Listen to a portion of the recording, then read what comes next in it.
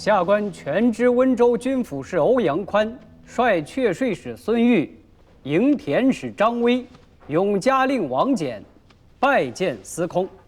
诸君免禮，看座。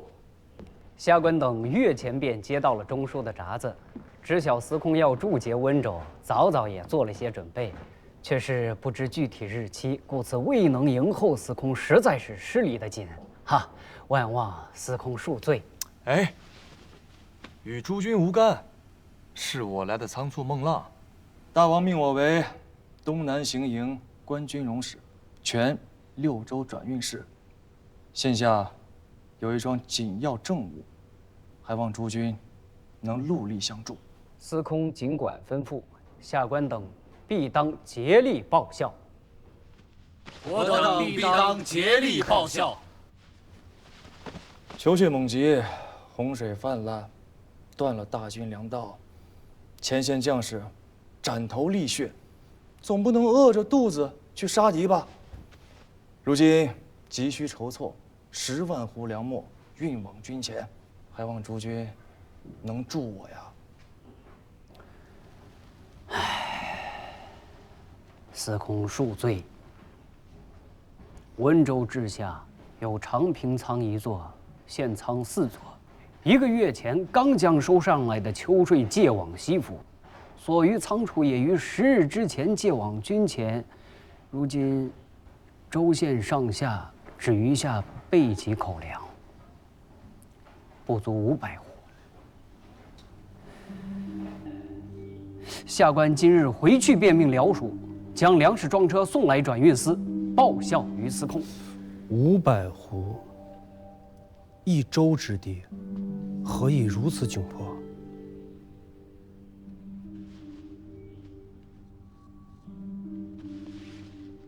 好叫崔继仪知曉。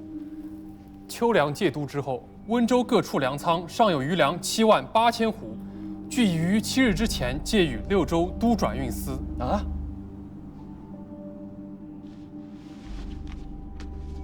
此事乃是卑職經手，這是都轉運司的回執，上面有崔繼儀的親筆簽押，請司空與繼儀過目。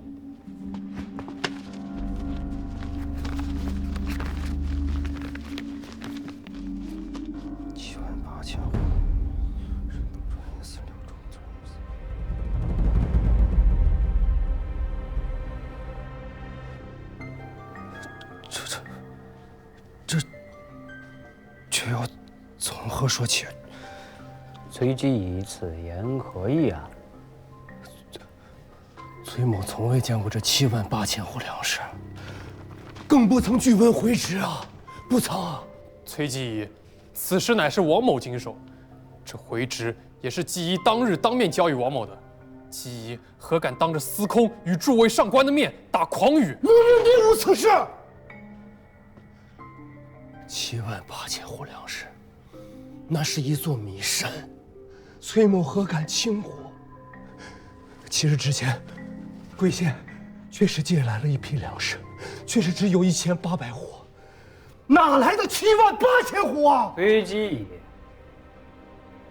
難道這回執上的簽押是假的？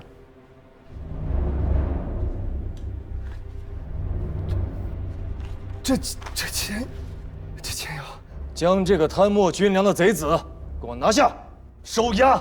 卑職真的不曾見過。這崔繼儀得罪了，未曾見過。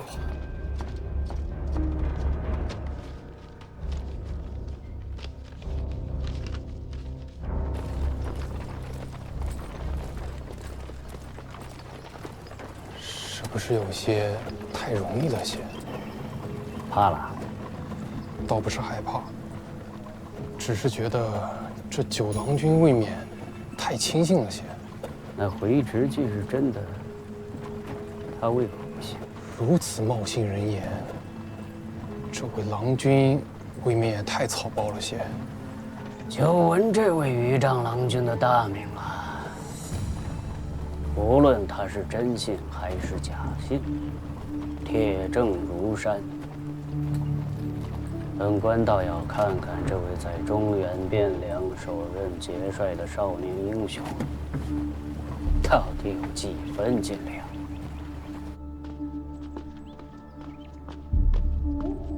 都头，守在门外，任何人不得靠近。是，郎君。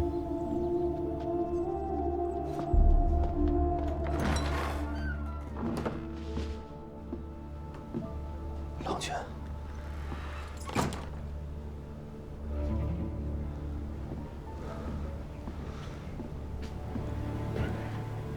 粮食呢？下官真的未曾见过那粮食。这不是粮食吗？如此阵仗，便吃不下饭了。卑职真的未曾见過。这不重要。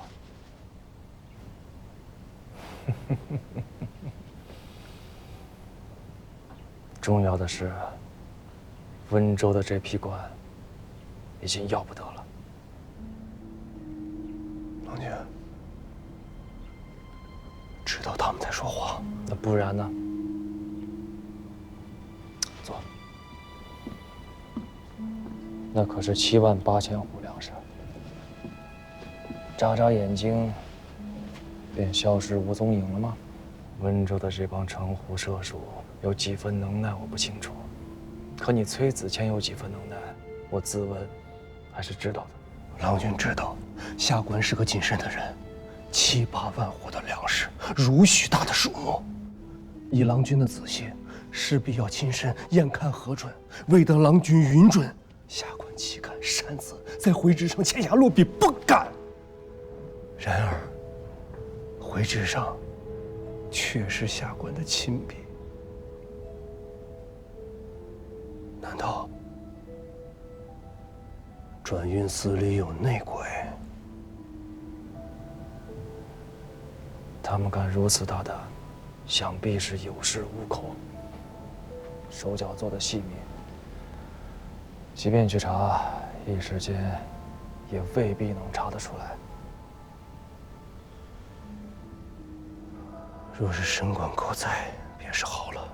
这些龌龊下作的虚礼手段，瞒过郎君和下官容易，瞒过沈兄却是不易。沈兄有沈兄的法子，我有我的法子。郎君如何布置？下官谨奉君命，纵是粉身碎骨，下官也要将此事查个水落石出。既知道是鬼域伎俩，还查他作甚？做甚？他们是如何做的手脚，这都不重要。方才你说过的一句话，才是紧要之處。你說，那可是78000斛糧食，是一座米山啊。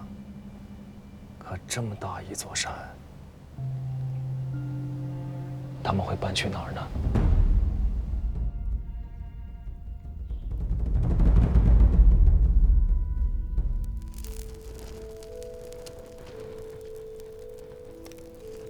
参之一字害人吶！张衛的詩皆不入我目，唯有一首卻深得我心。世人結交須黃金，黃金不多交不深。縱令然諾暫相許，終是悠悠行入心。錢是個好東西，你說呢？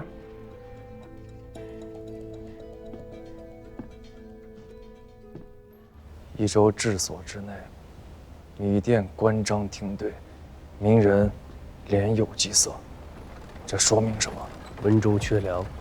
我問的是，為何缺糧？民間那糧都讓官府徵走了。台州之事，你也算是親歷者。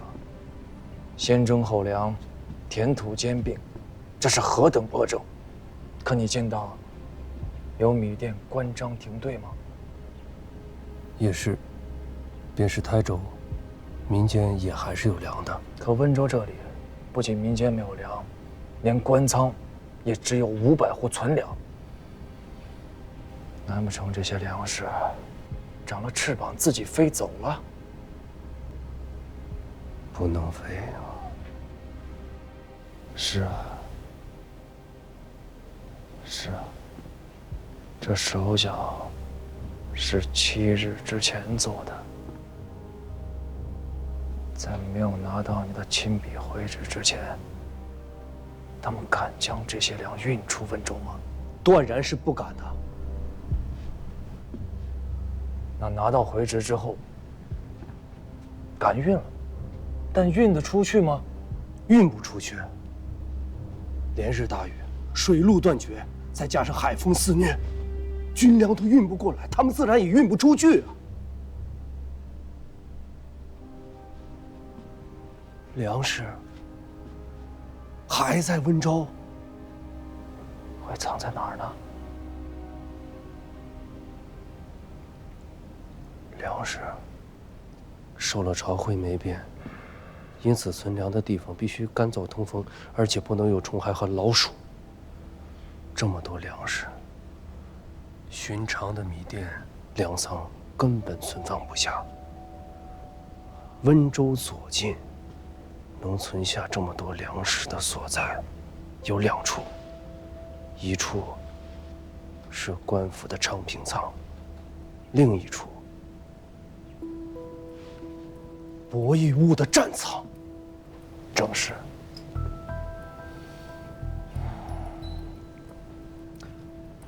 子谦，辛苦一趟，走一遭玉环山水寨。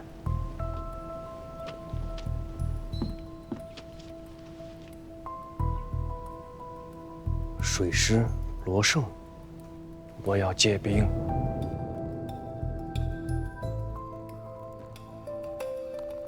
九郎君想借用多少兵马？郎君想调用水师步战都。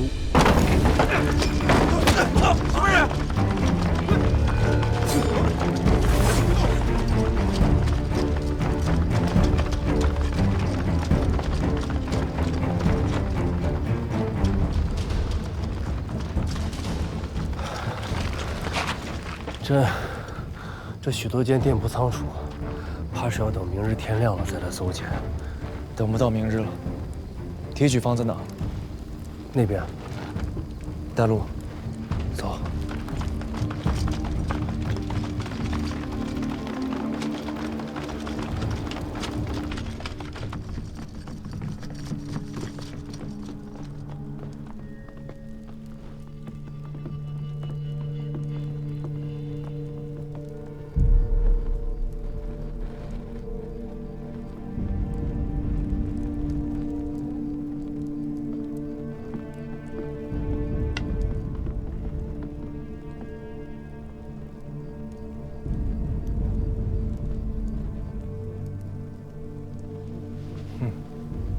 原来是老相识啊！尔等竟敢趁夜进来博弈坞，无缘不是中原，若不当上匹夫，肆意妄为。全知温州欧阳公在此，尔等谁敢无礼？欧阳宽和王翦到了，请他们2人进来。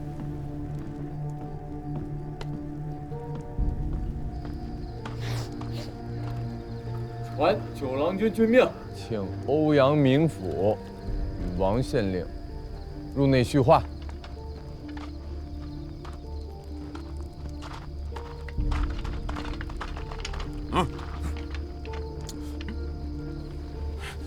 2位贵官，九郎君在内候着2位。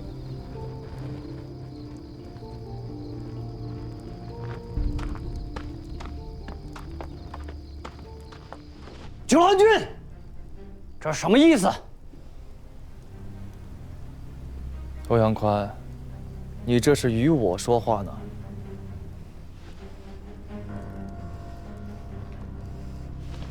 下官温州知州欧阳宽，见过司空。跪下。本官是吴越的知州，不是你九郎家的奴婢。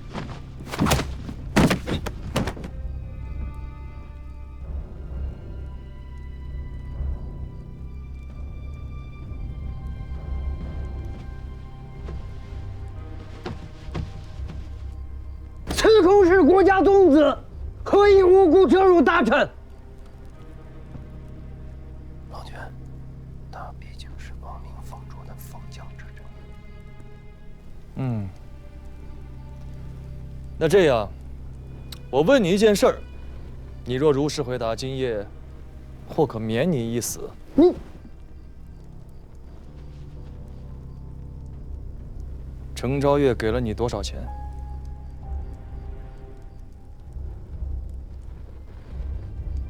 本官聽不懂司空在說些什麼。那你知道嗎？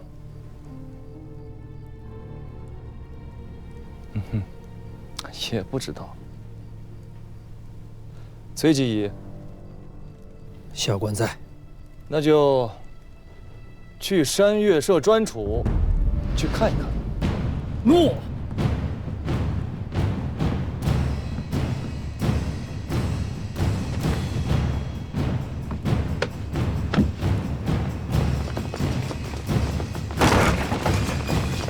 坐下。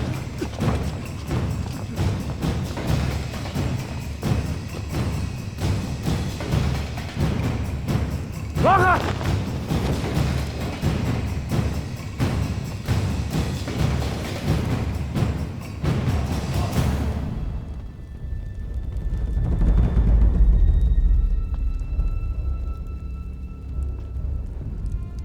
冒這麼大的風險，弄了這許多糧食，便是撐破肚皮，你自家也吃不下吧？那自然要拿出去賣了。這吳越國中，能買得起這許多糧食的買家，確實也不多。溫州博弈物裡，這樣的買家，就只有一家。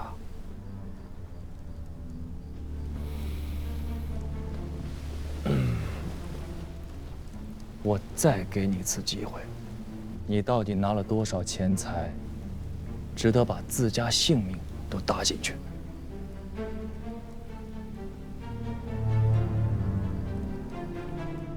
郎君，找到了，找到了，都找到了。司空，下官交代，下官都交代。沒機會了，拖出去。行軍法，斬！司空，下官都交代。司空，本官是司空，你不能杀了本官！司空，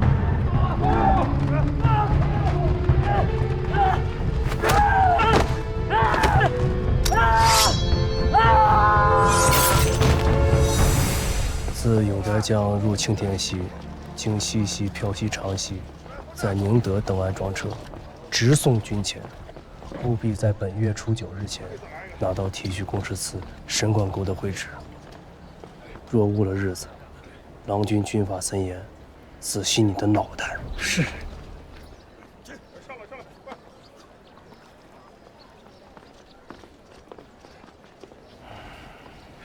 郎君，不只有78000斛官粮，在山岳社的戰倉裡。還堆放着4個縣米行收來的私糧，約有121236斛，夠整個東南行營4萬大軍吃上半年有餘。將士們是夠吃了，可這裡的人呢？沒了這20萬斛糧米，王兄又靠什麼去料理台州的爛攤子？事情總要一樁一樁的去做，千頭萬緒。總要有個輕重緩急。是，總還是要做事的。我這便以東南行營關軍容使的名義出個札子，由子謙兄全提點溫州軍府公事。今日你便接管溫州州屬。郎君，下官不過是縣里學官的弟子，一州之政繁難從錯。恐非下官所能勝任啊！其一，這只是權宜之計。我這個關軍容使，無權越過相府和行營任用州官，待得與王都通了道路信息，他們自然會選新的知州過來。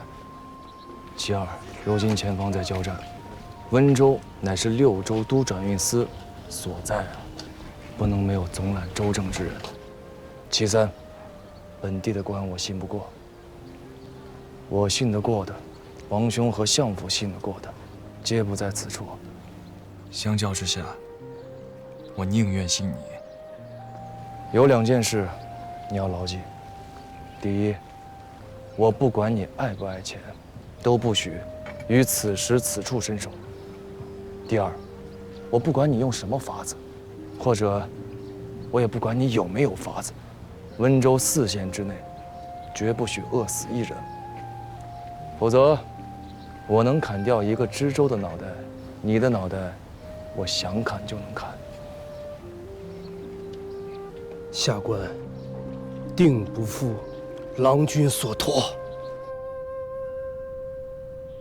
不请王命，擅杀知州，这九郎的膽子何时變得如此大了？事急從權罷了。不殺歐陽寬，何以震懾溫州上下官吏僚族啊？倘若這些人在背後弄鬼作妖，行營這3、4萬大軍，不用接戰，就已經軍心浮動了，那這一仗也就不用打了。唉，等打完了仗，這些事情自有大王和相公們善後。眼下這情形，福州城內外，這根弦怕是繃得差不多了。軍師已足，遲則生變，當戰則戰。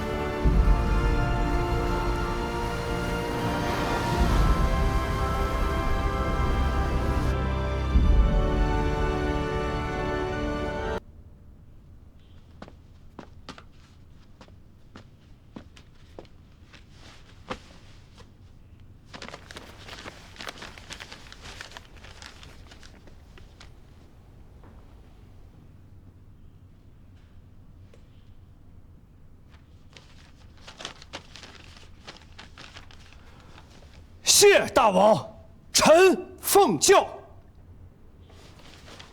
8品升7品，恭喜子谦了。临海市富国县，不是7品，是6品。哦，全赖郎君提拔，人纪當竭力報效。那更要恭喜了，只是眼下，你還走不得。下官自然幸得。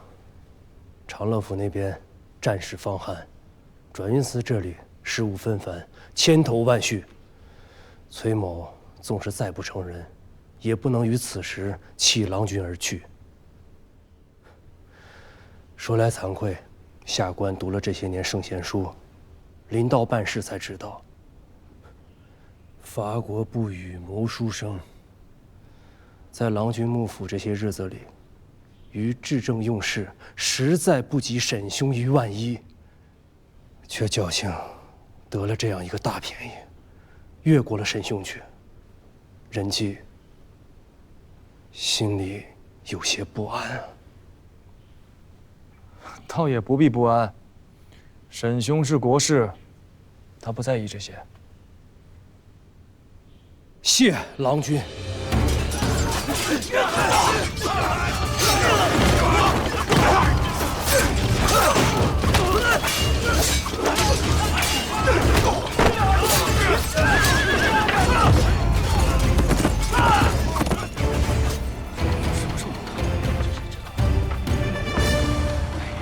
这就是了，就这么干看着，真不去帮忙，操什么心？这不打过去就行事。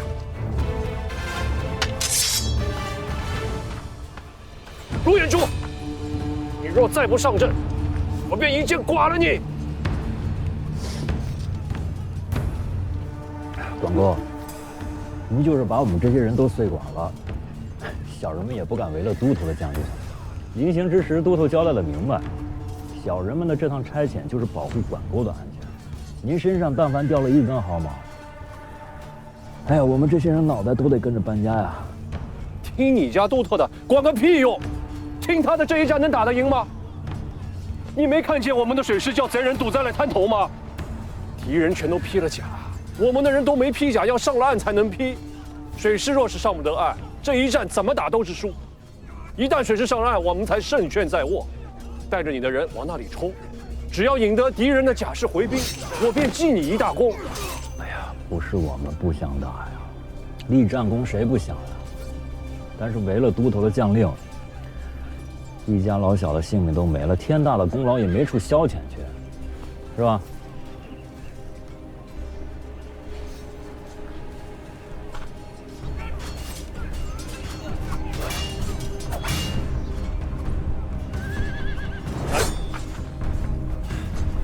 尔等若是再不上阵，我即刻自降。本官的命没了，尔等的命和一家老小的命也全都难保，还不快去！管公，你不要逼我们，绑了！真当本官不敢嗎？尔等若是對本官無禮，本官便嚼了舌頭給爾等看。此刻若是上陣者，無論有無殺敵，本官皆按2顆首級給爾等上報軍功。膽敢怯戰者，砍了頭顱掛到轅門之外，一家老小皆發配與虛名為奴。小二馬三，好，保護好管溝。周慎都，到，隨我擊敵。是。哎呀，我不用你們管，你們快去，快去呀！哎呀，別去了，走吧。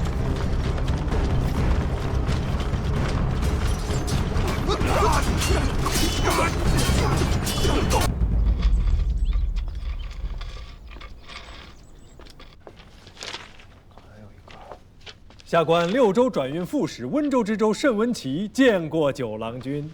如玉先生，我猜了這許多天，萬萬沒想到六哥會讓如玉先生來接掌溫州政事。哎，子謙，這可是號稱我吳越國中2君子之一的慎如玉慎先生，他的文章和才學，已故的皮相公都是稱許的。下官崔仁季見過如玉公。崔君有禮。定勝高哦。崔君切莫聽九郎君舌燦蓮話。當年在杭州獻往諸子之中，當屬九郎君這張嘴最會哄人了。看看我帶的家鄉的點心能不能堵上你這張嘴。這段日子真是苦透我了。前面數萬的大軍，天大的干係壓在我這個魚帳子身上，啊，還要顧着後面6州的名聲，這擔子也太重了。不過如今好了，如玉先生來了，我就可以好好歇一歇了。啊，郎君卻是休想。郎君還道自己是5年前瑤台院裡那個不管不顧的宗室少年嗎？即使已經擔了這天大的干係，此時想要歇息，確實已經遲了。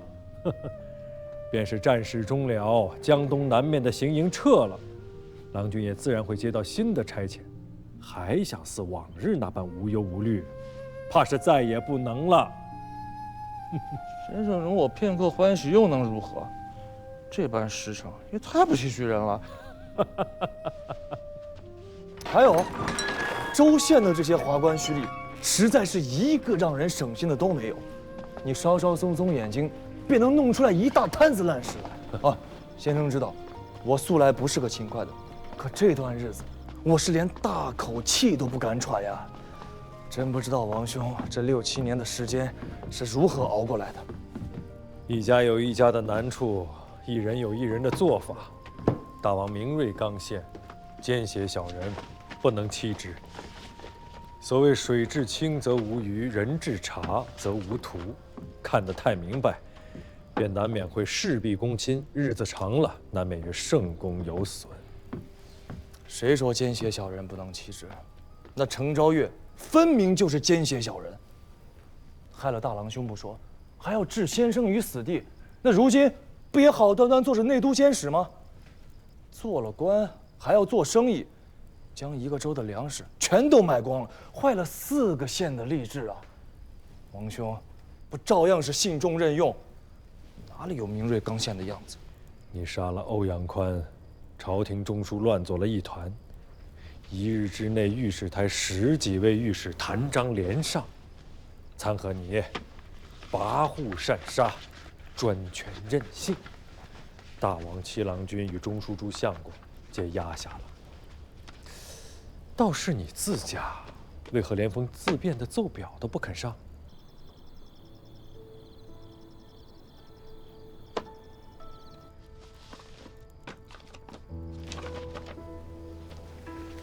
请先生过目。这是什么？温州阙税使、营田使、4县县令及大大小小31位官吏的服辩供状。既是证据確凿，為何不上奏？哎，這一來嘛，戰事還未曾終了，官府的事還需有人來做。砍了一個知州也就罷了，若將這30幾人全部砍了，那王兄和朝廷一時間也補不上這麼多空子呀。捏着這些東西在手裡，不怕他們不用心做事，更不怕他們膽大妄為，繼續伸手。正所謂使功不如使過。這其二啊，這些證據裡，樁樁件件都有程昭月的首尾。此時給遞上去，我人又不在杭州，說不定讓那賊子弄了幾句言語，在王兄駕前便糊弄了過去，那豈不是白費一番功夫？待得戰事終了，我回到王都，拿着這些證據，當着文武百官，當面奏於王兄，說不定可將此賊一舉扳倒。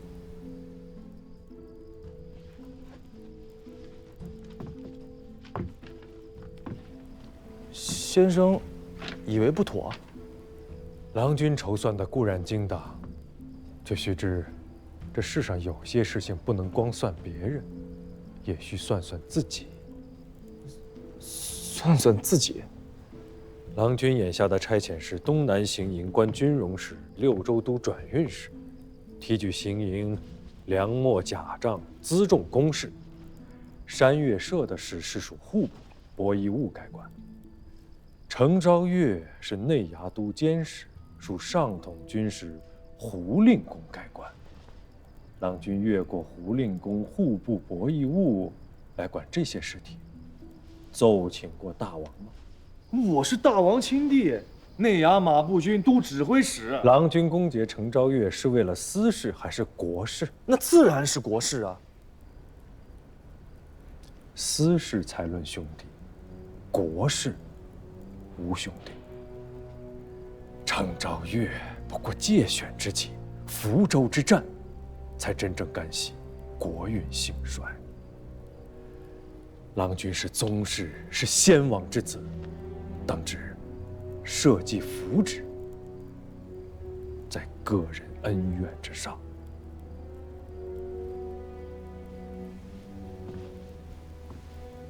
先生良言，紅處謹受教。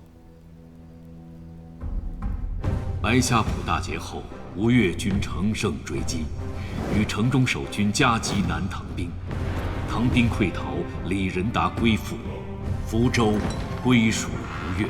福州大捷！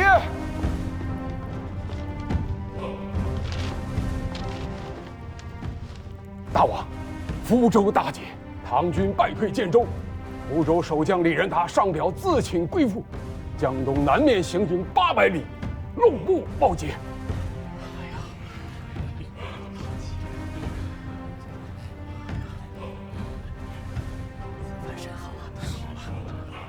臣等為大王賀，大王萬勝。此為開疆拓土之功，臣等為大王賀，大王萬勝。臣等為大王賀，大王萬勝。綱紀蓋聞，周道興隆，申伯遂荒於南土，汉文纂少。宋昌寻长于卫兵，并命江东南面行营都招讨养人权，拜中吴军节度使、内衙马步军都统军使，同参大政，封吴国公。臣叩谢王恩。江东南面行营都监使水丘昭劝，拜侍中、宣德军节度使、内衙马步军都监使，领湖州刺史，封吴兴郡公。臣叩谢大王。江东南面行营副都招讨张云，拜兵部尚书、内衙马军上统军使，领秀州刺史，封嘉兴侯。臣叩谢王恩。江东南面行营副都招讨赵成泰，拜兵部侍郎、内衙步军上统军使，领睦州刺史，封寿昌侯。臣叩谢王恩。优奖信臣，恩遇有光，左宝批图，主者施行。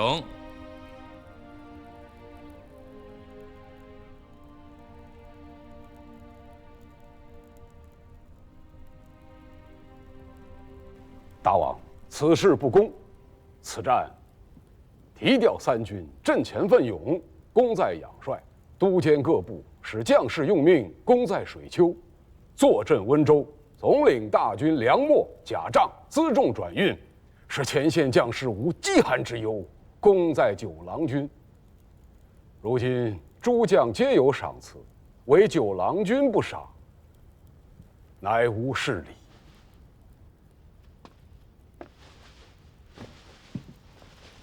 吴相公，九郎乃是宗室，又是大王的亲弟，不宜与诸将争功。七郎君此言差矣。中原大乱，我吴越自有法度，王子犯法，与庶民同罪。既是同罪，则军前勋略亦應同功。前有八郎君未有尺寸之功而領東府安抚使，而今九郎君之功遠在八郎君之上，既不領郡，亦無封賞。同宗兄弟，自不該厚此薄彼。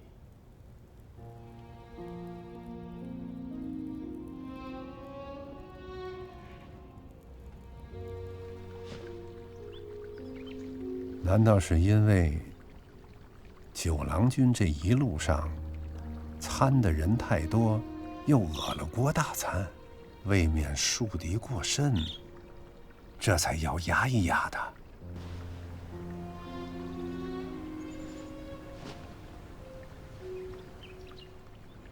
坐一会儿。哎呀，哎。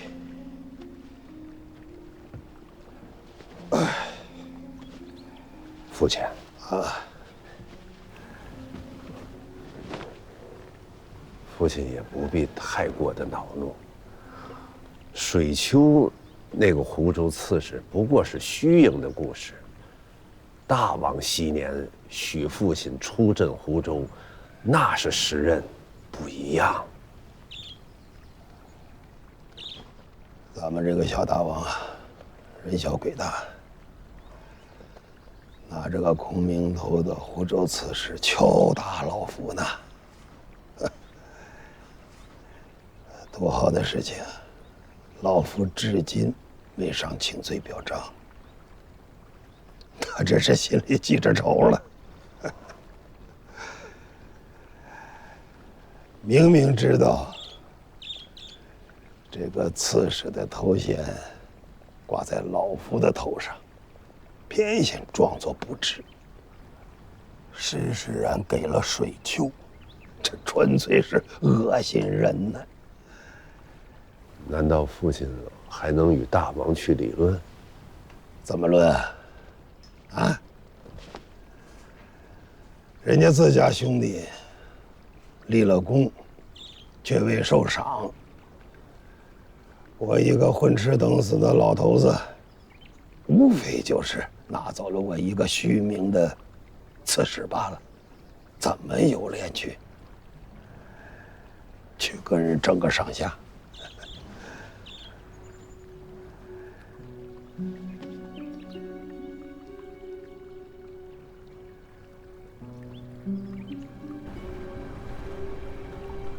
小家伙什麼意思？这是要过河拆桥了？阿娘，再耐心等等吧。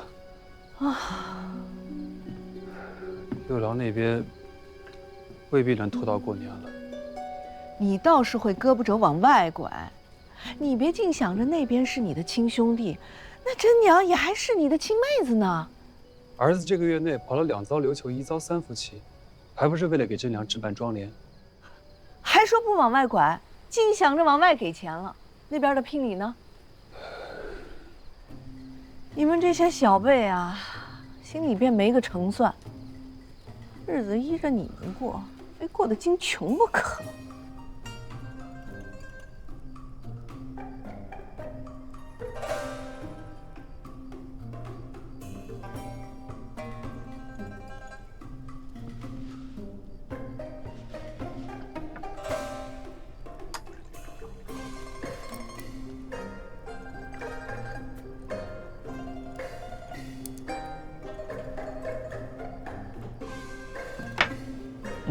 不用。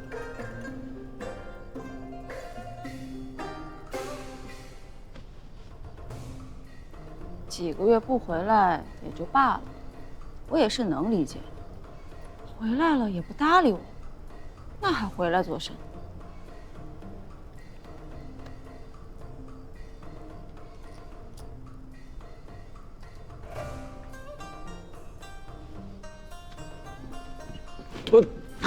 你別鬧！我何時與你鬧過？算正事兒。行，偏偏你的事兒都是正經事兒，我的事兒都不是正經事兒。我算的便是你的事兒啊。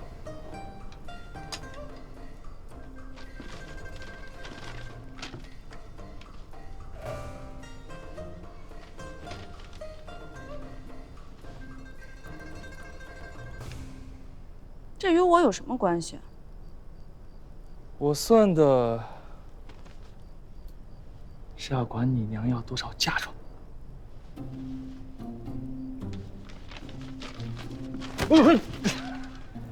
九郎的事，卻不宜久拖。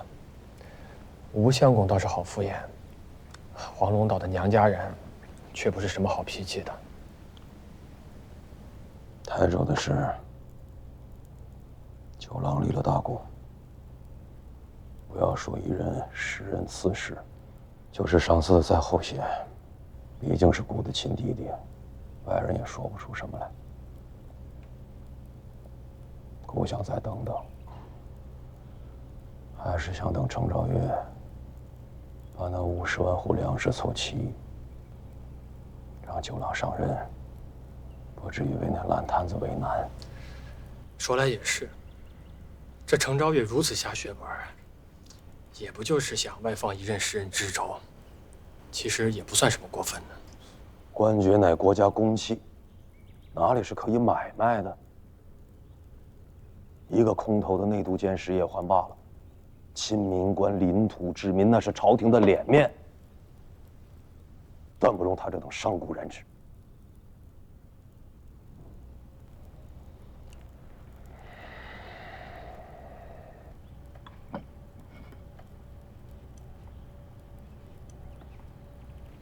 那你查的事情，查得怎麼樣了？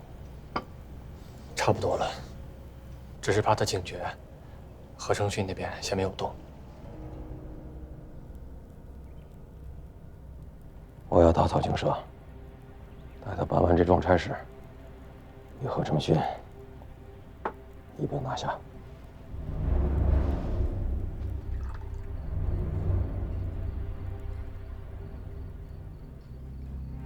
哎呀，走開！下去，全都下去！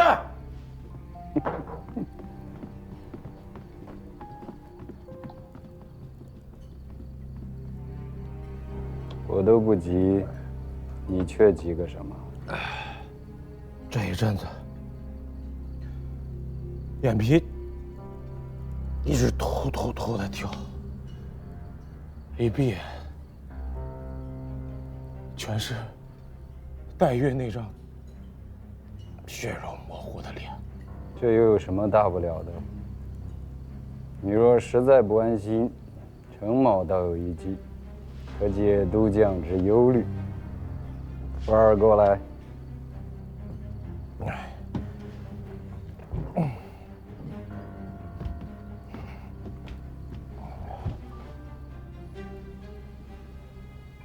出手了我，换个下半輩子的富貴。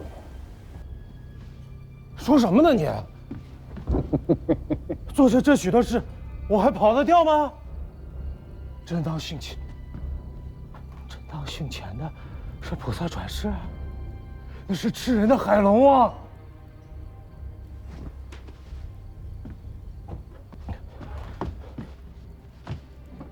你到底是個什麼主張？仔細說與我聽，我也好知曉哪些事當做，哪些事不當做。時機未到，時機到了，自然會讓你知道。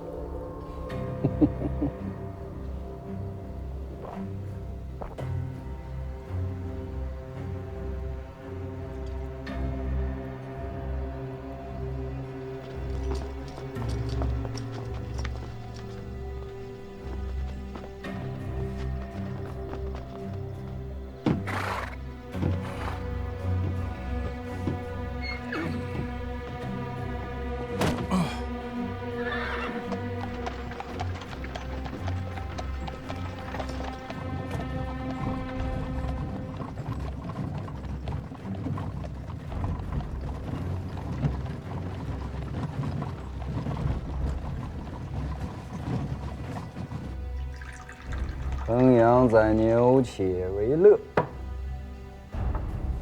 會須飲300杯。岑夫子，丹丘生，今何在？这小子起了疑心了，有他不多，沒他不少。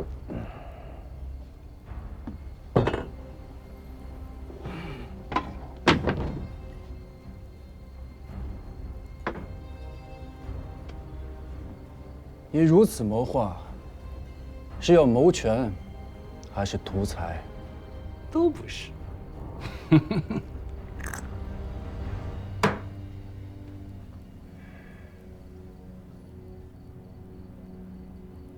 不甘心罷了。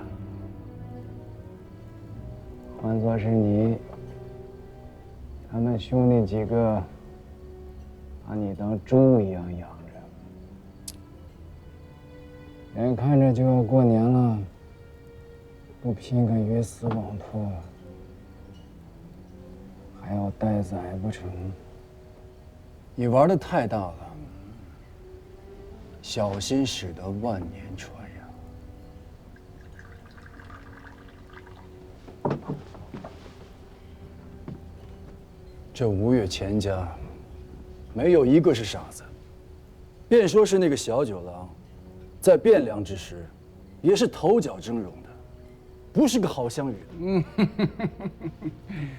他們自以為聰明，拿官爵吊着我，而我是個生意人，自然拿錢帛吊着他們。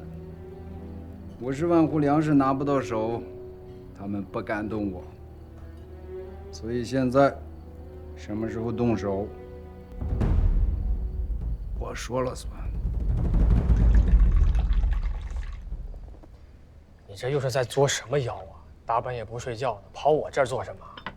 七哥，你和六哥是想着要對付程昭月吧？你胡說什麼？六哥应该是盤算着等他湊齊了那50萬戶糧食，再對付他，是這個意思嗎？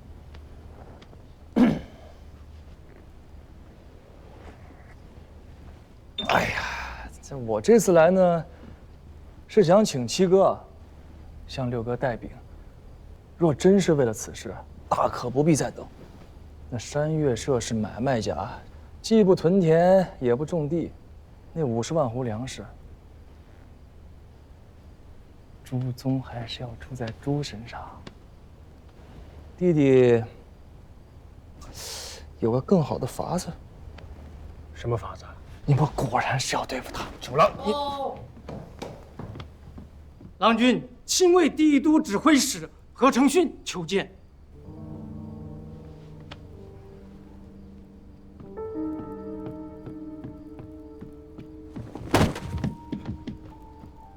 七郎君，九郎君，小人有绝大机密事要出手。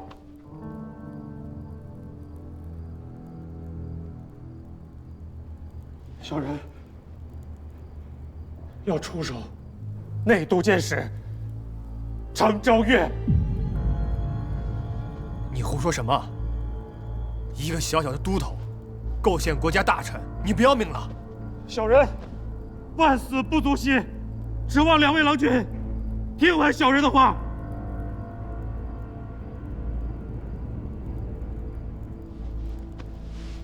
既如此，你便说说，你出手成都监使，因何罪名啊？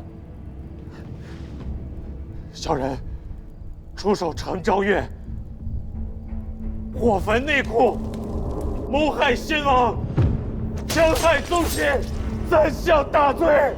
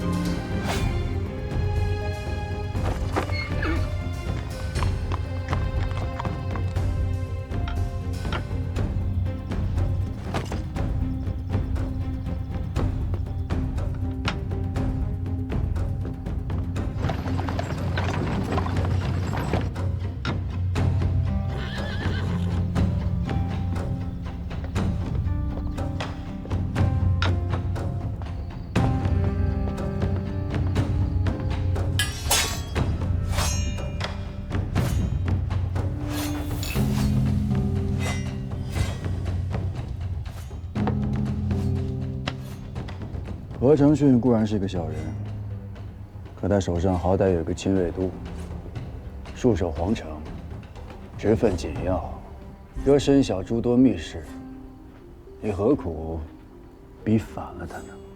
即使小人遲早会反，何必在意？话虽如此，若不是你之前千言有以，坐实良机，他又如何能生出反叛之心？2个月前，福州战事正狠，连日大雨，道路毀棄，王城空虚。若彼时当机立断，如今大事已成，何某又何至于叛逆而去啊？是啊，若彼时当机立断，依云卿兄如今已在杭州建节開府，又何至於如今坐在此處，與我這個渾身沾滿銅臭氣的商賈喝悶酒啊？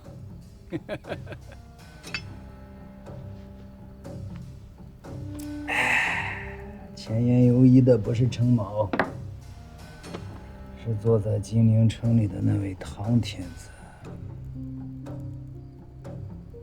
勾結南唐，意圖造反。何某是如此說的。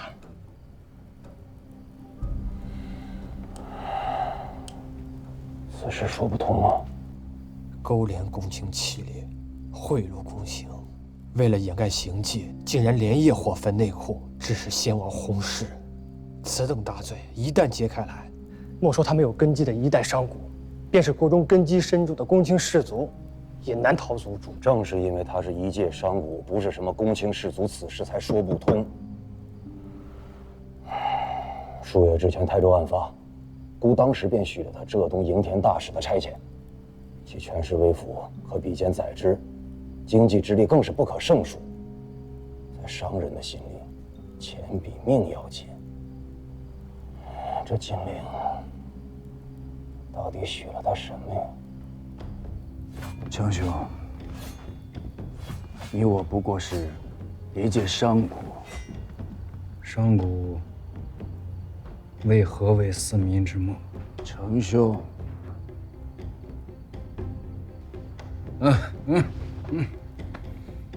前王再器重你，也不过是给了你一个内都监使的虚职，既不让你带兵，也不给你钱粮，被人家当猪养着呢。陛下凄凉宏远，许你时任防御使，出镇润州，那是我朝如今燕王殿下元帅驻节之地，城池高固，人义广盛，如此宏恩，已经犹嫌不足，张口便要个什么镇东军节度使。金陵朝堂之上，多少勋臣众将，追随两代天子几十年，迄今尚未终结。你要陛下如何允你啊？镇东军节度使，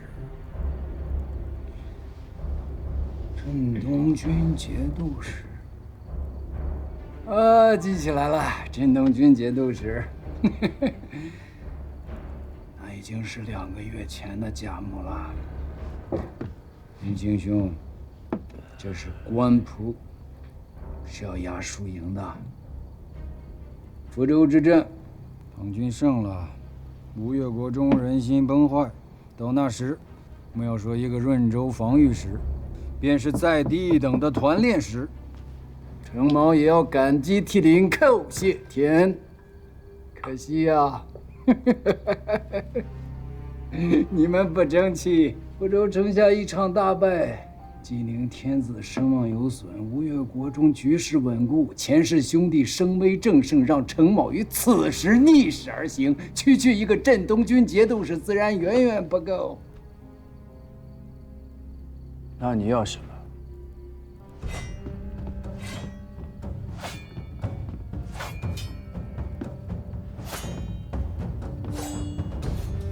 不多。镇海、镇東2鎮節度使，同中書門下平章事，鎮杭州，封吳。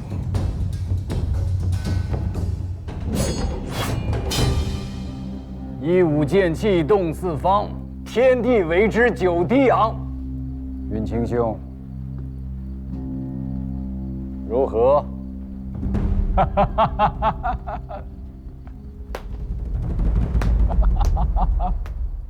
國中的形勢，七郎是知道的。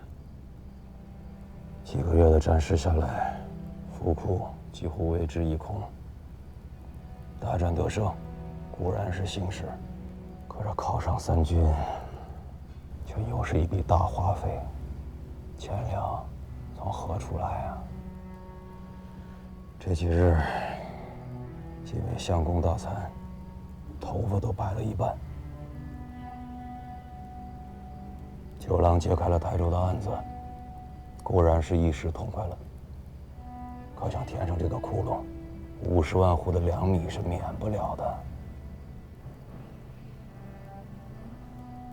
代運的案子，內庫失火的情由，這麼多年來，早已查得七七八八了，可姑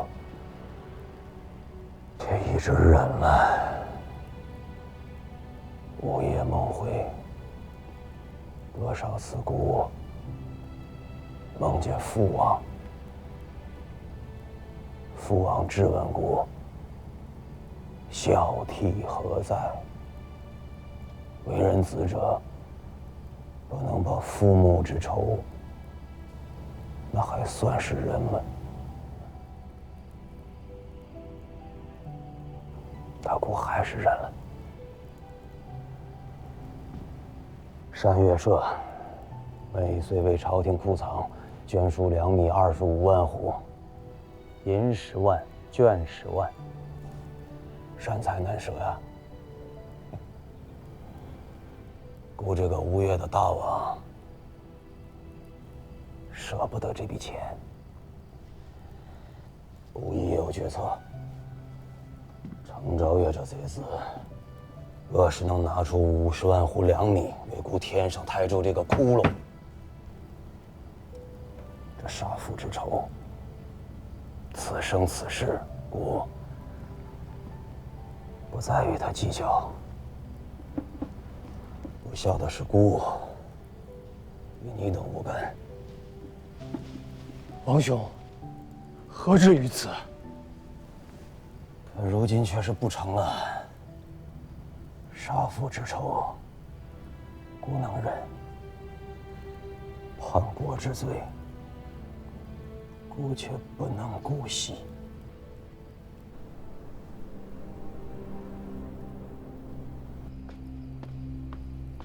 臣弟景遂，覲见陛下。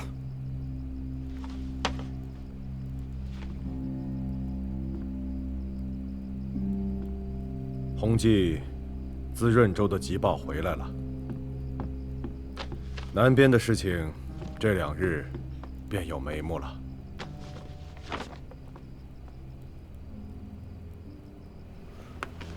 陛下，程昭月不过是一介商贾，其言不可听，其人不可信啊。皇考当年不过亳州开元寺的一仆役，太后亦不过是内眷一婢女，咱们家当年还不如一个商贾。臣失言。皇兄，福州战事已终，前事已无外患之虞。这陈昭月在杭州无权无兵，纵然有心，怕是終究難成大業。若只是一個程昭月，朕原本也不抱什麼希望。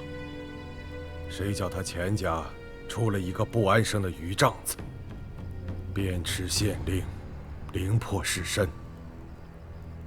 東南諸州現在是怨聲載道，朝中重臣大將人心浮動。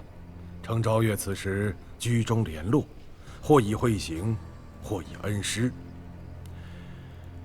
杭州城內現在是錢流激盪，大亂在即。弘濟已在潤州提調3軍，只等大亂一起，立刻劍指錢塘。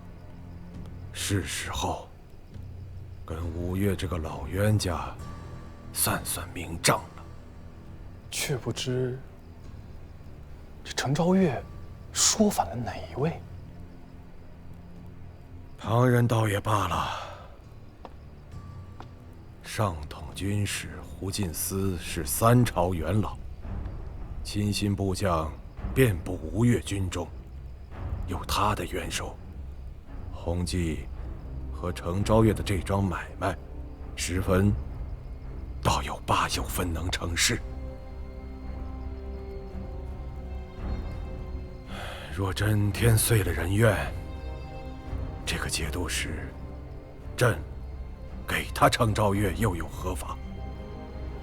胡進思，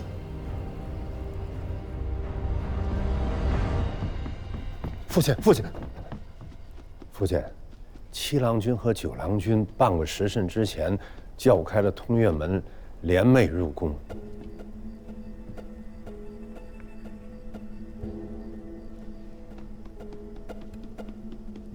你做工部尚書多久了？5年零3個月。與你的才具，想做宰相，確實勉強了些。兒子本也沒指望，父親在，大王也不可能讓兒子進相府。一部尚書5年多，兒子知足。你倒是知足了。你那些弟弟們呢？你的兒子們呢？我90了，你弟弟才14，他的富貴，你當兄長的不操心，我這當爹的還能不操心？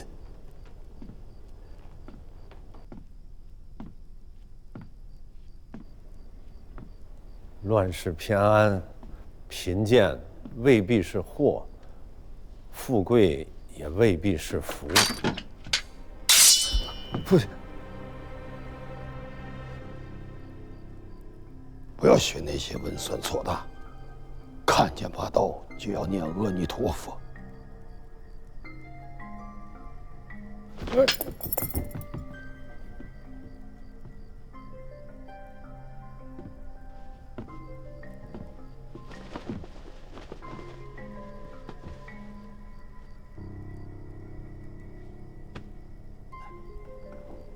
60多年前在萧山，你老子从山脚一路砍到山顶，砍坏了7、8刀，浑身上下都是别人的血。富貴貧賤，都是這把刀。這把刀在自家手裡便是福，在人家手裡便是禍。胡金丝，王兄。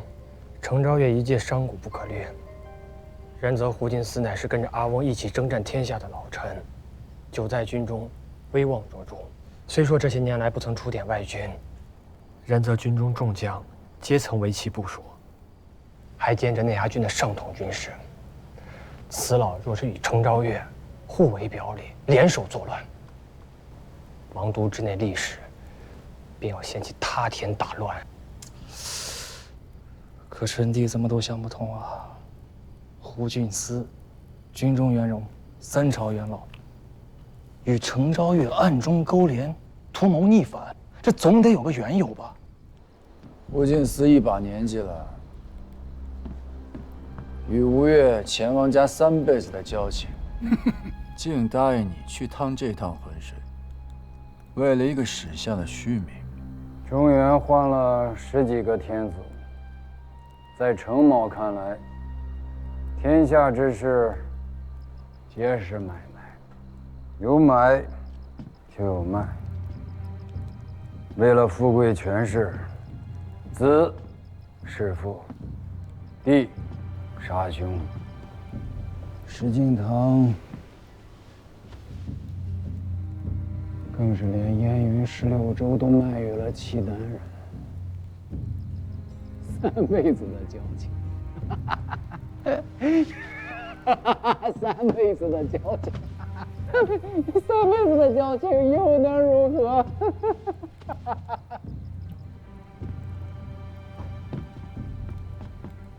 眼看着一群有当饭的、只一性情，便都一個個的分了節度使。眼看着一干毛頭小子，只因外戚姻親，便都一個個的登閣拜相，換作是你，能忍否？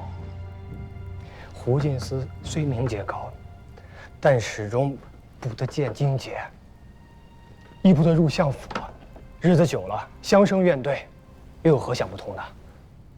七哥，若是胡進思他真的反了，此時此刻，咱們兄弟怕是什麼都做不了了。九郎說的有理，胡進思在杭州所掌的兵權，犹在當年代运之上，便是這自成與羅城的防務，也是繞不開他去。此人若是反了，這杭州城內怕是連一支可用之兵和一員可信之將都沒有了，連秦從都都用不得了嗎？秦從都指揮使是由6個親檢。指揮使之下是有上統軍使，於外鎮各都里遴選，再就是內都監署，以3-1之數全序前押。胡進思，上統軍使；程昭月，內都監使。如若此2人真的暗中勾連，圖謀逆反，那這些年將秦從都上上下下換成自己人，不是難事啊。九郎可有法子？那就要看6哥到底想處置誰了。若是程昭月，發一道亡命，宣他來此，我們兄弟3人一人一把刀子，就能把他給解決了。九郎，這簡直是胡鬧！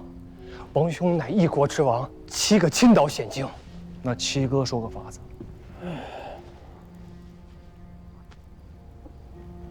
九郎，我估想处置的是胡金思呢。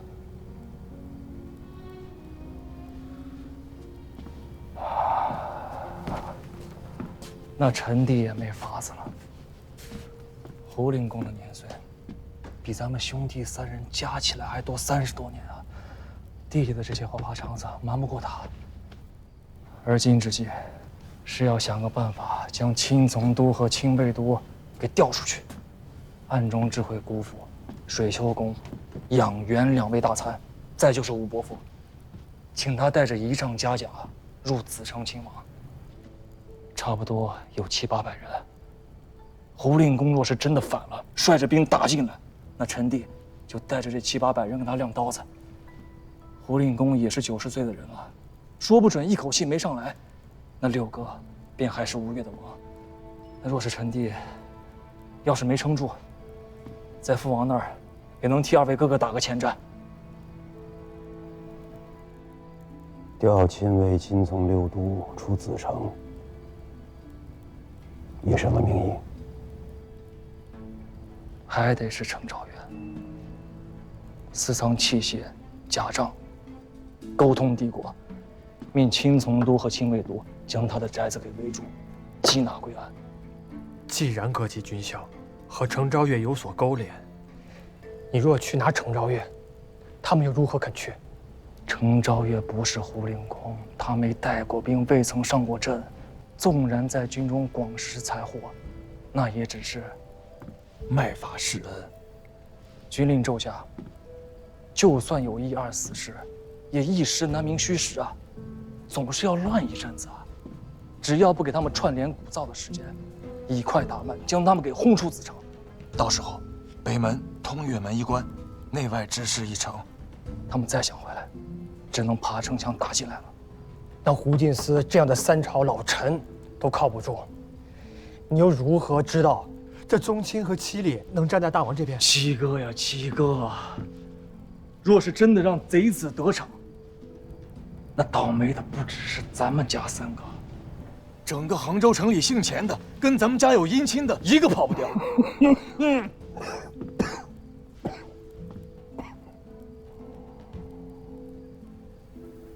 无妨，靠不靠得住，只需一個問題，便可得知他們是站在姑這邊，還是與那程昭月有所勾連。你2人現在便替姑去測一測。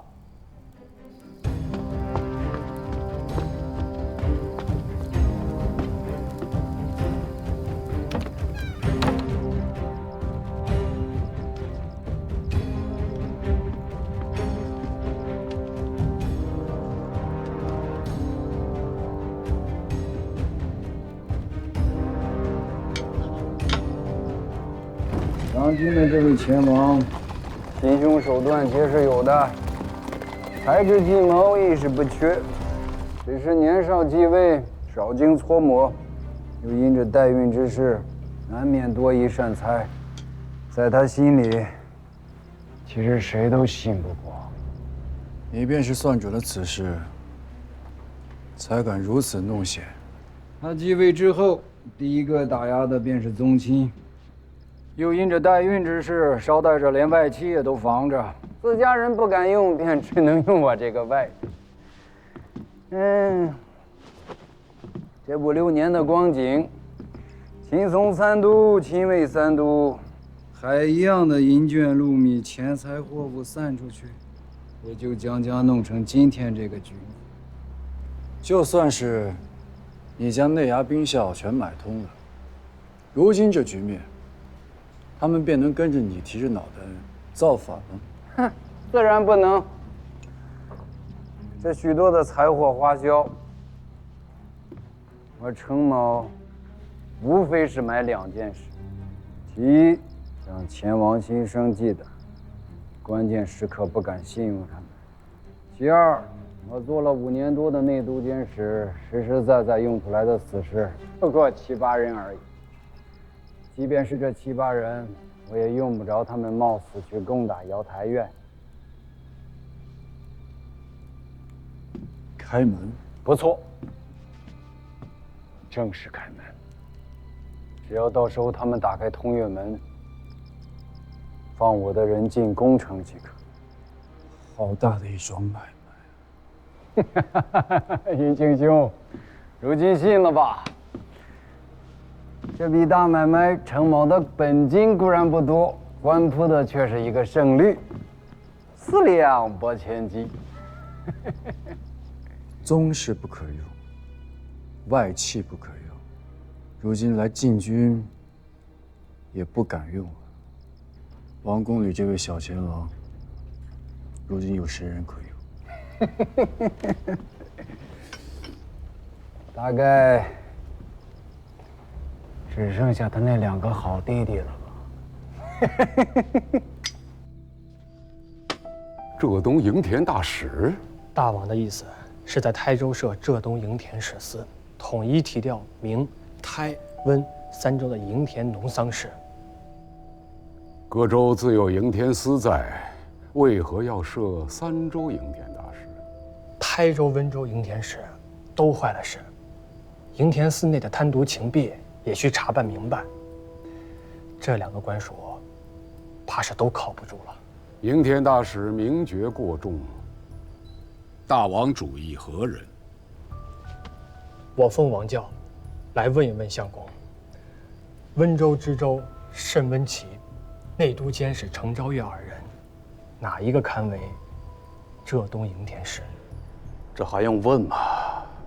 慎如玉是什麼人？那個姓程的是什麼人？一個是君子，一個是賊子。浙東營田大使不叫君子去做，難不成還要叫一個賊子去做不成嗎？程昭月是個買賣人，慎溫琪是君子，可君子變不出錢糧。眼下台州、溫州的局面，須得一個懂得經濟之道、財貨營生的人，好生調理。浙東營田大使不能用君子，要用買賣人。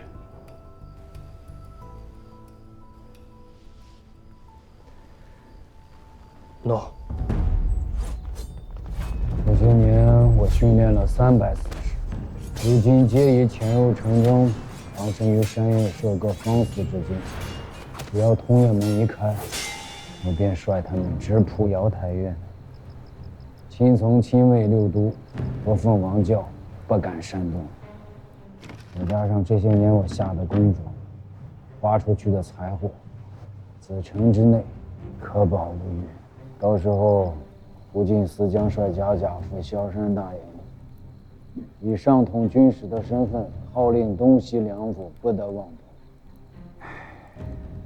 唯一可慮者，便是居於羅城內的錢姓宗親和朱家外戚。我的人手實在太少，以300死士掌控牽制6都禁軍已是勉強，再加上外城的這些宗親外戚，幾家心向前世的公卿勳貴、家丁儀仗私兵，倉促間也能湊成1000人之數。我帶了500人，都是當年黑雲長劍都的老卒。如此說來，大事可成。浙東營田大使不能用買賣人。那參政的意思是用慎溫琪。慎如玉才學膽識盡有的，可惜無論身份和手段都不夠。這個浙東營田大使，他做不得。2個都不用。最合適的人選其實是九郎君。九郎？九郎君乃大王親弟先王愛子，宗室復興，曾於崇元殿上契丹天子駕前重傷張彥澤。袁參政，此時可不是說笑的時候。得着岂敢玩笑过事啊！九郎君上的张延泽，虎狼也好，蛇鼠也罢，自然也伤得。